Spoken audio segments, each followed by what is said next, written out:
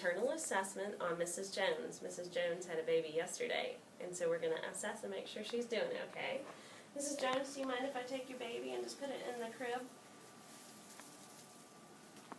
Alright, when we first start, we want to go ahead and do the vital signs. So we're going to start with a blood pressure, like the one that's on her arm. After you're done with that, you can take the cuff off their arm. You're also going to do respiratory rate and heart rate. You can do this for 15 seconds and multiply it times 4, or 30 seconds and multiply it times 2, and then move on to get their temperature once you're completed.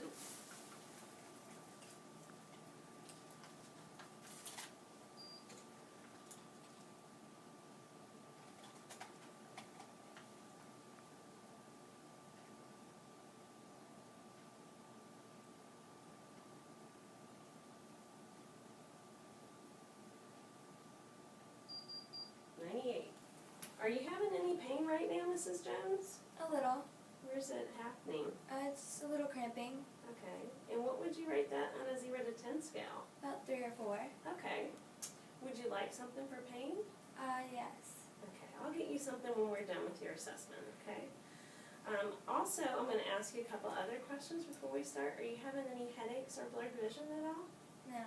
Okay. And are your breasts doing okay? I know you're breastfeeding, right? Yes. And is that going okay? Yes. Okay. Is the baby latching on well? Yes. About 10 minutes on each side. Okay. And you nursed about an hour ago, it said? Okay. Are you having any problems with your nipples at all? Okay. Well, if you were, we would go on and ask the patient if we could assess their breast. And you want to ask their permission so that they know what you're getting ready to do.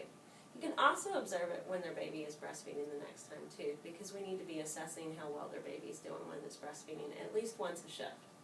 Alright, I'm going to go ahead and listen to your chest, listen to your heart and lung sounds, and then I'm going to listen to your belly too, okay? I'm going to make sure that you go underneath the patient's gown, and you can start with the upper chest.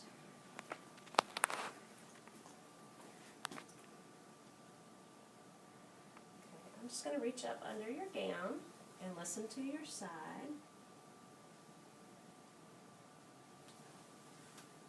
And do the other side.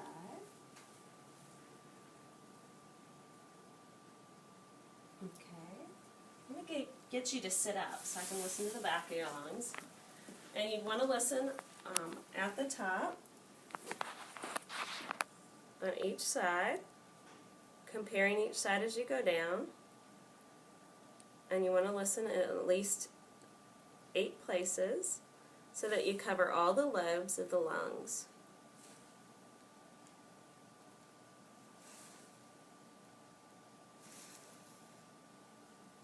While I have her sitting up, I'm going to assess for her epidural spot.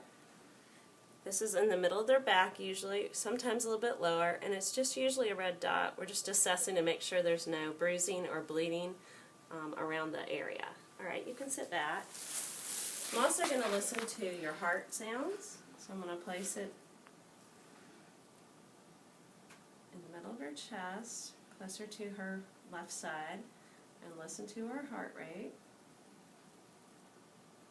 And I'm also going to listen on the outer aspect of her chest, close to where her bra would be on the bra line.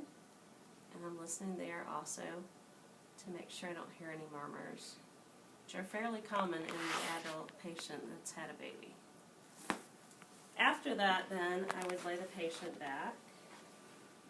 Lay you back, Miss Jones.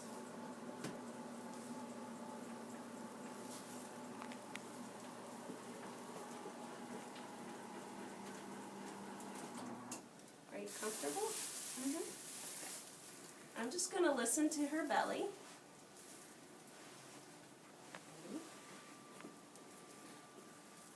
And you want to listen to bowel sounds in all 4 quadrants. You're hungry.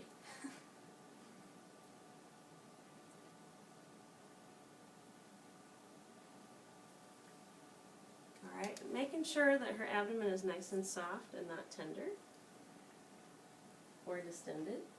I'm also going to make sure that I assess her fundus. Go ahead and put some gloves on, and we're going to go ahead and assess the fundus now. The fundus is the top of the uterus, so you're going to take your hand when you get your gloves on, pull down the covers.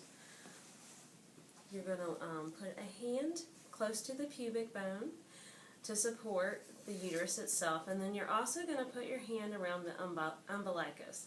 You're going to feel for a firm object, which should be located in the middle of the abdomen, about the size of a grapefruit, and it should be firm to touch. If it's not, you're going to go ahead and feel until you find the fundus, and you're going to massage it until it gets firm. After that, you want to pull down the patient's underwear and assess the lopia, which is the bleeding that comes after delivery. This would be a moderate amount of bleeding, and you'd want to note that when you do your charting in McKesson. You're also going to roll your patient over, and you're going to assess their bottom area for hemorrhoids, and if they've had a tear or an episiotomy, you're going to assess for that.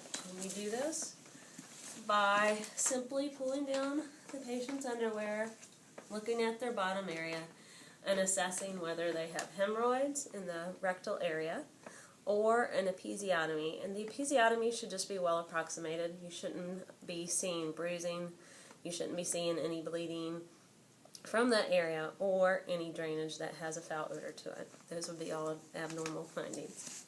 After that, you're going to put your patient back on their back, cover them back up, and move down to their extremities.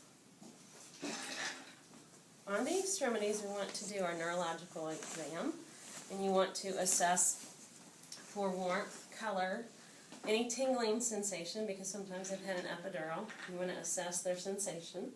You also want to assess if they can move both their feet equally. After that, we're going to assess their pedal pulses. You want to do them both at the same time so you can compare them. And then you're going to move on to the tibial area and do tibial pulses. Assess for edema while you're down here. And then also you're going to do your Homan sign. Homan sign requires you to push the patient's foot back towards their head, which is dorsiflexion, and ask the patient if this is uncomfortable. Make sure you assess the calf for warmth and redness also. And you want to do it on both legs. After that, just ask your patient if they need a drink, or if they need to use the bathroom before you leave the room, or if they need anything else. And that'll be the end of the assessment. You just want to go and document it in McKesson and make sure your instructor looks at it after you've completed it.